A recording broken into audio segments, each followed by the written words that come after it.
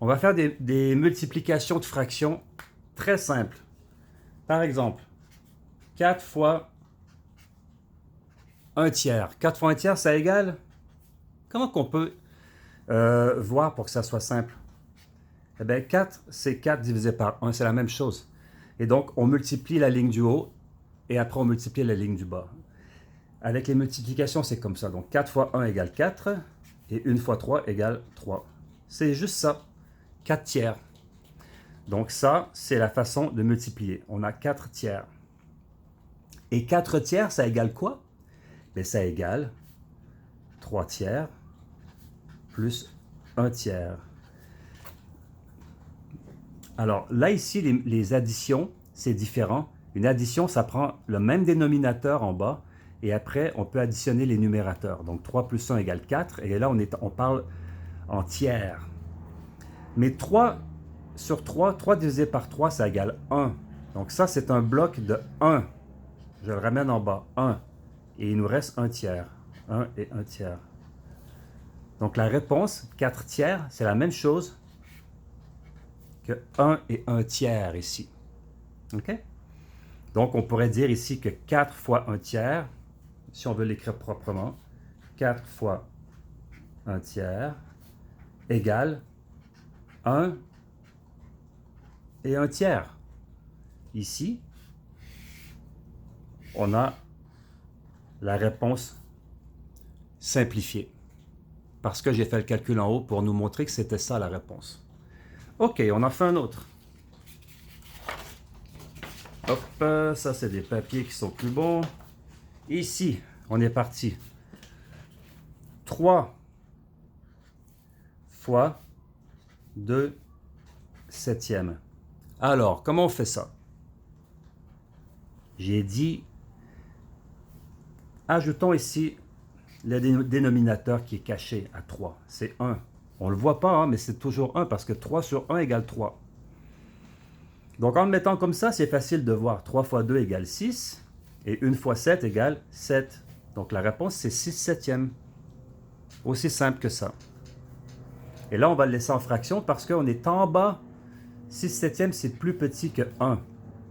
Donc on va laisser cette réponse-là. Elle est irréductible et c'est bien comme ça. 8 fois 3 quarts. 8 fois, bon, ça ici, on oublie, on passe en dessous ici. 8 fois 3 quarts. Alors, comme j'ai dit, on imagine qu'il y a un petit 1 ici. Et là, on multiplie la ligne du haut. 8 fois 3 égale 24. Et 1 fois 4 égale 4. Maintenant, n'oublions pas que la ligne ici correspond à la division. 24 quarts, c'est 24 divisé par 4. Et donc là, quand on connaît bien nos tables de multiplication et de division, on voit que 24 divisé par 4, ça égale 6. Parce que 6 fois 4 égale 24. Parce qu'il rentre 4 fois 6 dans 24. Donc 24 divisé par 4 égale 6. La réponse, c'est 6. Tout simplement. On en prend un autre. 2 cinquièmes fois 6. Bon, qu'est-ce qu'on fait maintenant avec ça? On imagine un petit 1. 2 fois 6 égale 12 et 5 fois 1 égale 5. La réponse, c'est 5 douzièmes. Par contre, 5 douzièmes, c'est plus grand que 1 parce que on est supérieur à 5 cinquièmes. Okay? Et c'est même plus grand que 2 parce qu'on est plus élevé que 10 cinquièmes. Autrement dit, 10 divisé par 5. Donc, ça veut dire quoi? 12 cinquièmes, on va le ramener à un nombre mieux présenté. 12 cinquièmes, c'est 5 cinquièmes, ça correspond à 1, plus 5 cinquièmes qui correspond à 2, et plus, parce qu'on doit arriver à 12, là. 5 et 5 fait 10, il nous manque 2 ici, plus 2 cinquièmes. Ça, là, ici, tout ça, ça égale 12 cinquièmes. Par contre, ici, ça correspond à 1. Ici, 5 divisé par 5, ça correspond à 1. Donc, on va ramener nos plus ici. Hein, le plus, je le ramène ici. Et le plus qui est ici, 2 cinquièmes. Donc, je mets le plus ici. Et 2 cinquième. Et là, ici, quelle réponse on a? 1 plus 1 égale 2. Et 2 cinquièmes. Donc la réponse, elle est ici. 2 et 2 cinquièmes.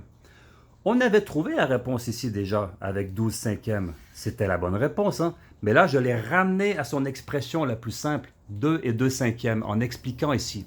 Parce que comme on est plus grand que 1, parce que 12 divisé par 5, ça nous amène plus grand que 1, parce que 12, c'est plus grand que 5, eh bien, on a regardé comme il faut le nombre pour le ramener à son expression la plus simple, qui est 2 et 2 cinquièmes. Donc voilà, c'est pas plus compliqué que ça, les fractions.